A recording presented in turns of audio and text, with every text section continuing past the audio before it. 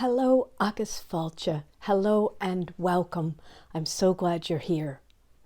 You know, there's been so much talk lately about artificial intelligence and how it will affect all of us, but especially how it will affect creators and the whole creative community.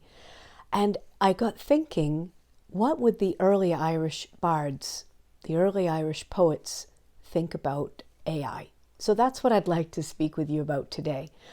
My name is Kate Chadbourne. I'm a poet myself and a singer and storyteller and harper and a teacher of Irish folklore and language. And this whole channel is all about all of those things, plus beauty and magic and joy and all the good things. So I'm really glad you're here. So the early Irish poets, we know quite a lot about them. There's a lot in the law tracts about them. We know that they were highly organized. I think, I'll say right from the start, I think they'd be very curious about AI. Why? Well, they had their own technologies for enlightenment and inspiration. We know about these. Now, the sources aren't without some question marks, but I'll just say, one place that we really hear about the poetic skills of enlightenment is from the 9th century glossary Sanas Cormac, which is Cormac MacCullinan's glossary. And he tells us about 3 specific technologies that the poets used in order to gain enlightenment, gain inspiration. And one of them is called Immas Forosne, which is illuminating inspiration. And there may or may not have involved the chewing of raw flesh. Later, much later, we hear in the 18th century, in 1722, from the Marquis of Clanricarde, who tells us that the bards of his time in the Bardic schools, that they would go into a dark and airless chamber and lie on their beds and create their poetry. And so they were working it out in their minds. So I do think that the early Irish poets, I know that I've just talked about the 18th century, but let's talk about the whole Bardic order, which really, we know about for almost a century. Yeah, for about a century. I think they would have been curious and open to it because they would have said, wow, we've been gaining inspiration and enlightenment in a lot of ways. And I think they would have been curious. I do think they would have been very uneasy about the way that AI does not attribute sources. I really think that would have been a big sticking point for them. It's certainly a sticking point for me. I don't like the idea that AI just scrapes expressions, discoveries, particular words, and creativity from all these kinds of people and then just sort of puts it in a soup and presents it to you. And one thing I will say for sure about the Irish tradition is there is a high value placed on attribution. We love to be able to say, I learned this song from Frank Hart, and he learned it from so-and-so. And this poem comes down to us from this great poet. We love to attribute. We love to give credit. Now, at the same time, the early Irish poets loved intertextuality. They loved the whole idea that they would say, this is what I heard, but I also heard this. Or this is what this person said, but this is what this other person said. So they were very keenly aware, and they wanted to let you know that they were very keenly aware of all the potential sources and all the potential angles that we could take on a certain story or idea. So they were keenly interested in intertextuality, but I don't think they would like the idea that we were taking things from someone whose name would be lost.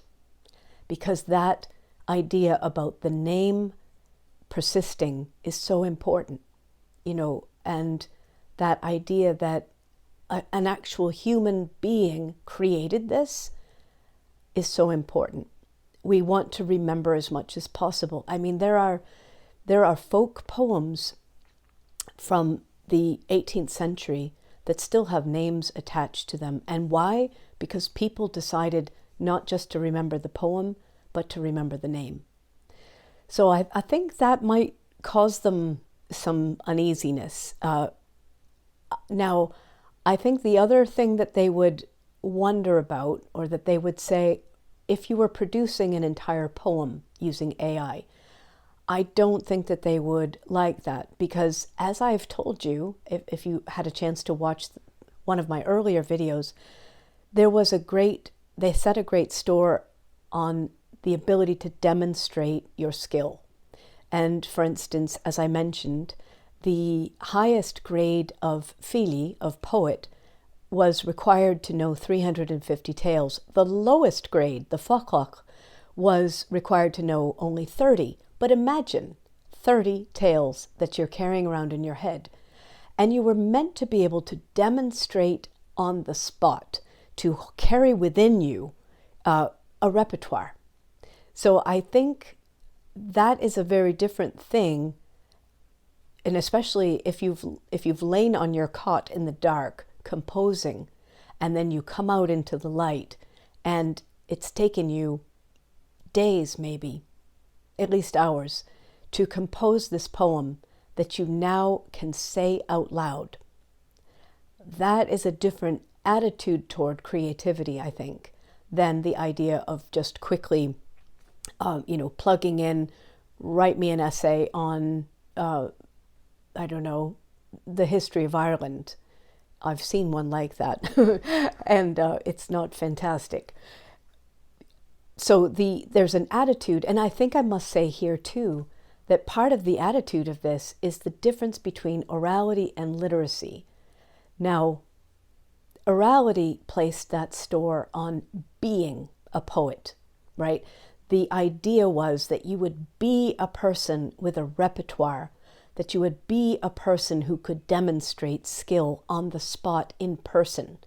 Maybe we've always framed this in terms of orality and literacy, and maybe I'm not so sure that we can say that writing an essay with AI is particularly an activity associated with literacy. I'm not sure. We have to think about that. But I do think that the angle of entry is different. So if the idea is to produce a result quickly, then AI, there it is, right? Like you can just say, write me 3 paragraphs on this topic, and AI will do it. And in certain ways, pretty competently. And in other ways, I will say, as a person who has received clearly AI-generated essays, they fail in many, many ways. But that's another question. But if the idea is to create something quickly, I can see why AI could save you time. And I think the early Irish poets might have been interested in it. Well, I'll say why in a minute. But if the idea is to become something, to become a poet or a writer or an artist with a body of work and the ability to demonstrate a skill, either in person or on video, then I don't think they would have been so much interested in it. Let me tell you what I think they would have done with it, though. I think they would have seen it as a tool. I think we can see it as a tool. And I think what they would have done is use it in the way that any creator uses signs in the world, a snatch of overheard conversation, opening a dictionary and your eye falls on a word and you go, oh gosh, that starts me thinking. I think that's what they would have said, is it would be a starter for them, but never a finisher. It would not be a completer, but it would be yet another source of musing and inspiration. It would start them down roads, but they would be the one to walk that road.